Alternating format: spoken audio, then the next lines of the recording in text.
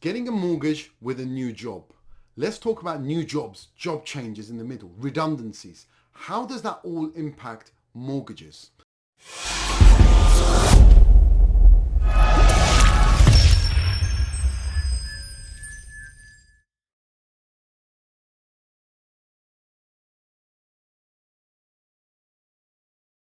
Okay, the world that we live in means that job for life is no longer job for life.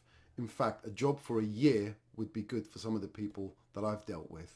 And it's not their fault. We are going through a massive change in regards to people's employment profiles. And unfortunately, the lending community have not worked this out. Although they're making lots of people redundant, they haven't thought about this. And so let's talk about jobs, getting a new job. Now, that's one of the parts that's actually quite good. The criteria is actually quite good from a lending perspective. We've got clients that I've got them jobs 3 months before they're actually going to get a job. So they've literally worked off a new contract, signed contract. This is my new job. This is my start date. This is how I can do it. So they're actually going into a new job and we're working off the salary of the new job. So there are lenders that will do that. Okay. Now, the caveat, don't put yourself on the fraud list, because I'm telling you now, guys, this problem is everywhere, right? And I get calls on this all the time. That only works if you've got a history. So I'm a nurse. I'm moving from London to Birmingham, and my job changes is going from here and my salary is going to there. I'm a teacher and I'm doing this.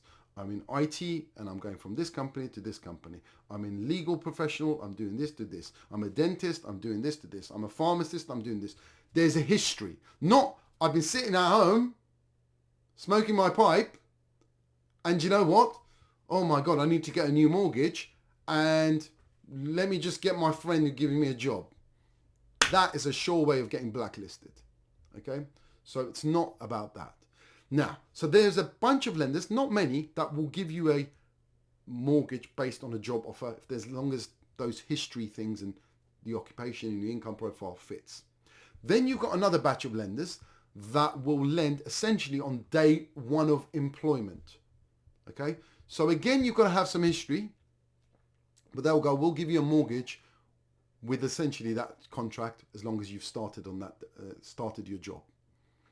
Again, there's a big difference working from IBM than working for PIAM Supplier Services with two-man band on top of a shop somewhere who hasn't set up his accounts yet.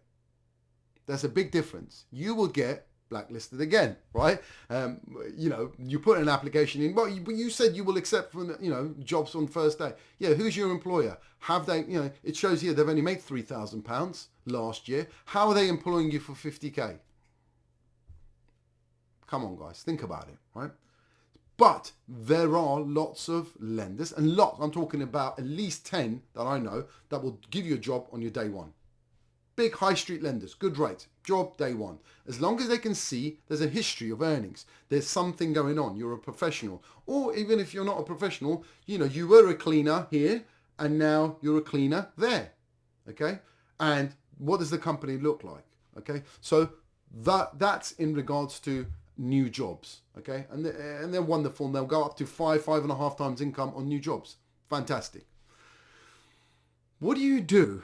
And this is the one that I get a lot. If there's going to be a job change in the middle.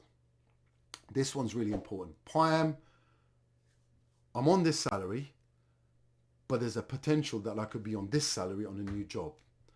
But I'm going for a mortgage. I want to go for a mortgage. What do I do? Well,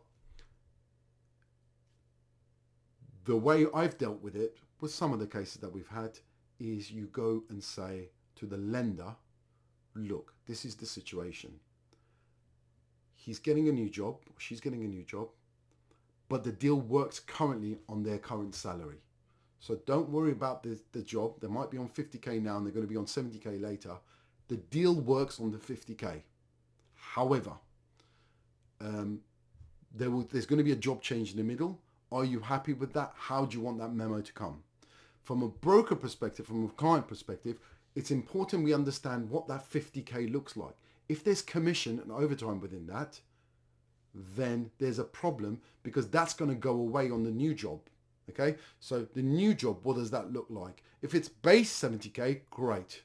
If it's 30k and then you get all these commissions and overtime and stuff, well, that's bad, because you're not going to actually be earning what you're earning, and the lender will reject it, because we've got to run the affordability based on the 30k.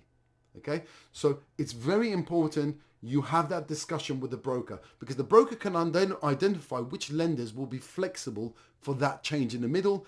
When do we do the disclosure? Do we do the disclosure at the beginning by the business development manager before the case goes in? Or do we do it as part of the underwriting process?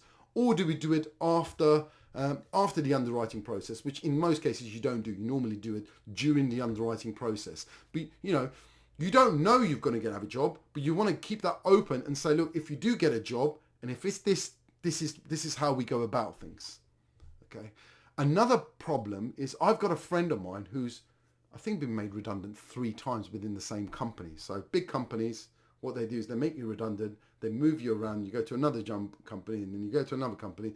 In the middle of all this, you've got remortgages coming up. Your mortgage is coming up. What are you going to do? There's redundancies happening. You're not redundant yet, but you may be redundant. There's other departments going to be redundant. It's an absolute nightmare, okay? And this is where lenders haven't worked out what to do, okay?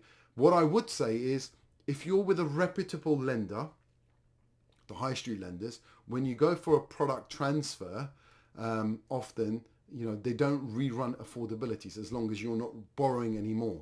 Okay, so as brokers, we can have a discussion about that, because it's still going to be cheaper for you to get a new product from a lender than going on their standard verbal rate, which could be 7.5%, and you could probably get a rate out of them at 4%.